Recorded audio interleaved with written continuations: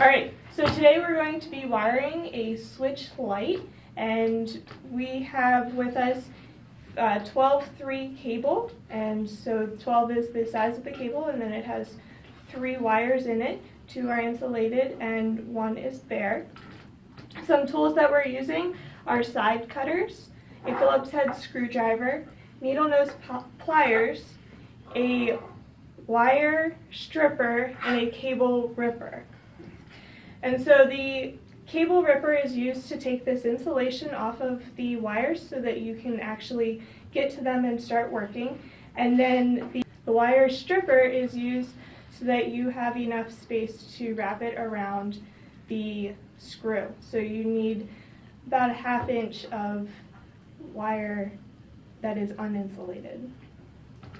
And then when you need to attach 2 or 3 wires together, you use a wire nut, and this just screws them together and so that the electricity can still pass through. One thing to remember, you always need your safety glasses. And the breaker box. I take electricity from the power plant that flows to a substation, which you're commonly used to seeing on a pole, and then it goes to the house to me. I control what is brought in and then redistributed through my switches to other parts of your home. For example, your fridge or freezer. When my switches are on, power is flowing through cables like these. When my switches are off, nothing is flowing, but don't worry. This is a safety feature common in all homes. When electricity is sent through me and a switch is on, it goes through 3 wires. The black wire is the hot wire, the copper bare wire is just a ground wire, and the white wire is a neutral. So at the switch, you're going to have the black wire, white wire, and ground wire. You always want to remember that black is to brass and white is to silver. So you want to take your wire strippers, and because this is 12 gauge, they'll generally say on the tip 10, 12, 14, 16, 18 for the different gauges. So you want to squeeze it around there and rip off the insulation so the copper is showing. I already previously done this before starting the video, so we'll now take our needle nose pliers and twist them in a curve to put them on the light switch. I'm going to take my black wire and place it on the brass screw. And you want to make sure you put it on clockwise, so whenever you're twisting the screw in, the wire won't pop off.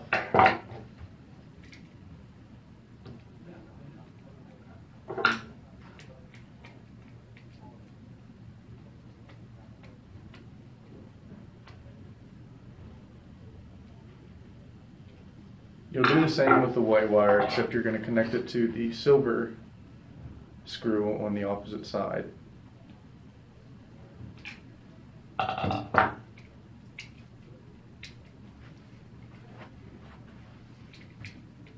Because it's a light, the white wire is going to be spliced at the switch, and it is going to go directly to the light.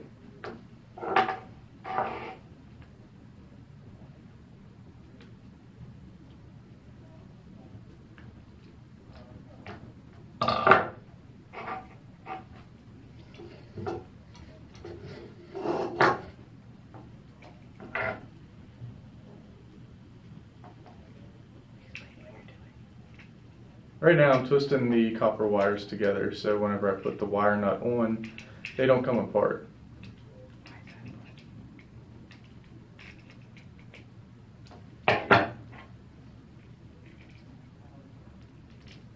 Whenever you put the wire nut on, make sure you give it a tug to make sure that it doesn't come off.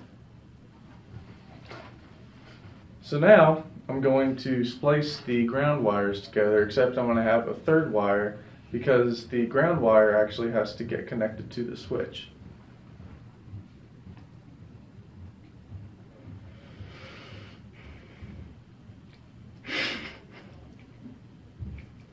This will be the trickiest part of this operation.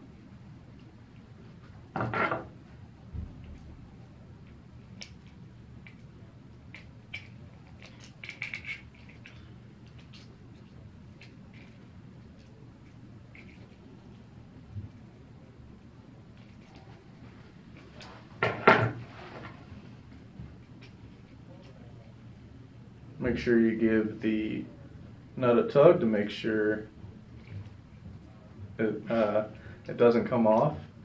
And then the ground will be on the metal part of the switch at the very bottom, usually coated in green. So you can slide it onto the screw, making sure that the wire is wrapping clockwise.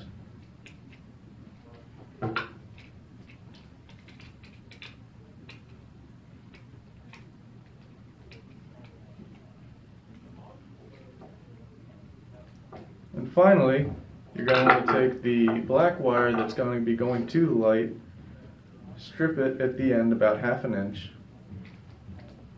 and then connect it to the opposite bottom side of your hot wire.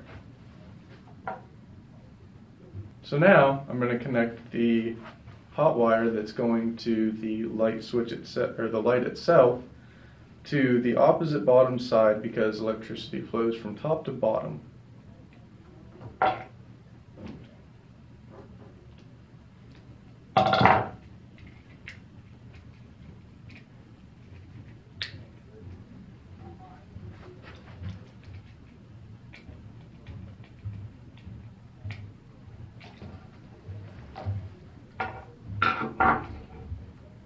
Complete our circuit. Now that we have learned about the breaker and the switch, now we have to finish with the light.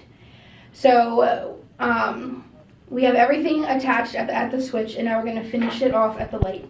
So to complete the circuit, you need to attach the white wire to the silver screw, the black wire, which is the hot wire, to the brass, and then the copper is just put inside of the light.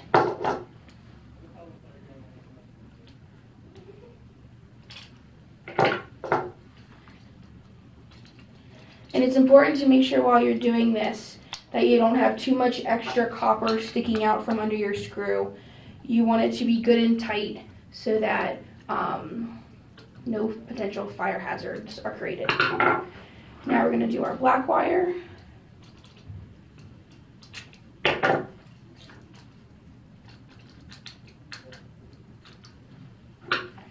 And again, screw it tight. And you simply put your copper wire inside. Now we're showing you this completed circuit outside of a wall, and if it was inside of a wall, all of these wires would be contained in a box for fire hazard safety. So now that it's completed, if you went back to your breaker and flipped on the switch, the electricity would flow from the breaker to the switch. Once the switch is flipped on, it would then come to the light and turn on the light.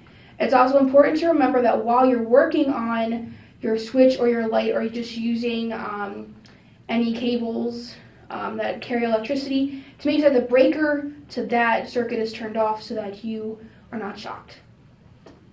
Thanks for joining us.